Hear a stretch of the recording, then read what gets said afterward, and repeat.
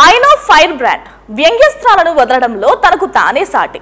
తనదైన body language తో తన మాటకారితనంతో ప్రత్యర్థులను చెడుగుడు ఆడుకోవడంలో దిట్ట. ఆ దూకుడే ఆయన్ను మంత్రి పదవిలో కూర్చోబెట్టింది. ఆ స్పీడే జగన్ కు వీర విధేయుణ్ణి చేసింది. ఈ రేంజ్ టాలెంట్ వైసీపీలో ఒక్క అంబటి రాంబాబుకే సొంతం. అంబటి అంటేనే ఏపీ పాలిటిక్స్ లో హాట్ కామెంట్స్ కి పెట్టింది పేరు.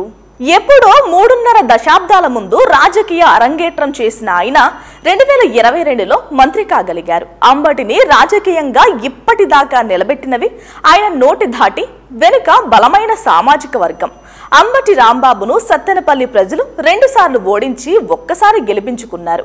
మొన్నటి 2024 ఎన్నికల్లో అంబటి ఓటమి పాలయ్యారు. ఇక అప్పటి నుంచి అంబటి రాంబాబు సత్తెనపల్లిలో సైలెంట్ మోడ్లోకి వెళ్లిపోయారు. నియోజకవర్గాల్లో జరిగే పార్టీ కార్యక్రమాల్లో ఆయన ఎక్కడా కనిపించడం లేదు, వినిపించడం లేదు కూడా. దీంతో ఆయన నియోజకవర్గం నుంచి షిఫ్ట్ అవుతున్నారనే టాక్ అయితే వినిపిస్తోంది. గత ఎన్నికల ఫలితాల నుంచి గుంటూరు జిల్లా వైసీపీ బాధ్యతలను చూస్తున్నారు అంబటి. 2024 ఎన్నికల్లో ఓటమి తర్వాత సత్తెనపల్లి వైపు అంబటి కన్నెత్తి కూడా చూడలేదు. గుంటూరు జిల్లా పార్టీ కార్యక్రమాల్లో మాత్రం ఫుల్ బిజీగా ఉంటున్నారు. ఇటు వైసీపీ అధిష్టానం కూడా సత్తెనపల్లి నియోజకవర్గ ఇన్ఛార్జ్ బాధ్యతలను వేరే వాళ్ల చేతిలో పెట్టాలని చూస్తుంది. ఇక మరోవైపు గుంటూరు ఈస్ట్ పై అంబటి ఎక్కువ మక్కువ చూపిస్తున్నారు. దీంతో గుంటూరు ఈస్ట్ ను అంబటి కోసమే ఉంచారని పార్టీలో చర్చ అయితే నడుస్తోంది.